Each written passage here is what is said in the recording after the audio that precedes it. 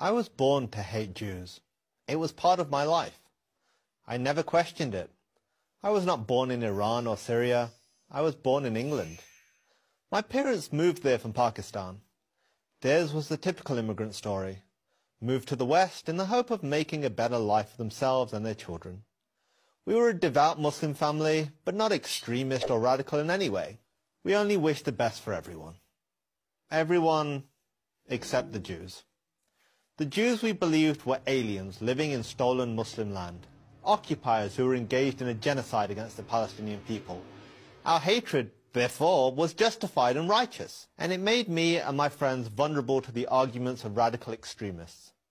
If the Jews were as evil as we had always believed, mustn't those who support them, Christians, Americans, and others in the West, be just as evil? Beginning in the 1990s, speakers and teachers at mosques and in schools began to endlessly repeat this theme. We were not Western, we were not British, we were Muslims, first and only. Our loyalty was to our religion and to our fellow Muslims. We owed nothing to the Western nations that welcomed us. As Westerners, they were our enemies. All of this had its desired effect. At least, it did on me. It changed the way that I saw the world. I began to see the suffering of Muslims, including in Britain, as the fault of Western imperialism. The West was at war with us, and the Jews controlled the West. My experience at university in Britain only enhanced my increasingly radical beliefs.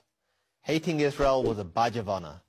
Stage an anti-Israel, pro-Palestinian rally, and you were sure to draw a large, approving crowd. While at university, I decided the protests and propaganda against Israel were not enough. True jihad demanded violence. So I made plans to join the real fight. I would leave college and join a terrorist training camp in Pakistan. But fortunately for me, fate intervened. In a bookstore. I came across a book called The Case for Israel by Harvard law professor Alan Dershowitz. The Case for Israel?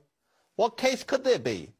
The title itself made me furious, and I began to read the pages almost as an act of defiance. How ill-informed, how stupid could this guy be to defend the indefensible? Well, he was a Jew. That had to be the answer. Still, I read, and what I read challenged all of my dogmas about Israel and the Jews. I read that it wasn't Israel that created the Palestinian refugee crisis. It was the Arab countries, the United Nations, and the corrupt Palestinian leadership. I read that Jews didn't exploit the Holocaust to create the State of Israel. The movement to create a modern Jewish state dated back to the 19th century, and ultimately to the beginnings of the Jewish people almost 4,000 years ago. And I read that Israel is not engaged in genocide against the Palestinians. On the contrary, the Palestinian population has actually doubled in just 20 years. All this did was make me angrier. I needed to prove Dershowitz wrong, to see with my own eyes how racist and oppressive Israel really was. So I bought a plane ticket. I would travel to Israel, the home of my enemy. And that's when everything changed. Everything. What I saw with my own eyes was even more challenging than what Dershowitz had written. Instead of apartheid, I saw Muslims, Christians, and Jews coexisting. Instead of hate, I saw acceptance and even compassion. I saw a raucous, modern, liberal democracy, full of flaws, certainly, but fundamentally decent. I saw a country that wanted nothing more than to live in peace with its neighbors. I saw my hatred melting before my eyes. I knew right then what I had to do. Too many people on this planet are consumed with the same hatred that consumed me. They have been taught to despise the Jewish state. Many Muslims by their religion, many others by their college professors or student groups. So here is my challenge to anyone who feels this way. Do what I did.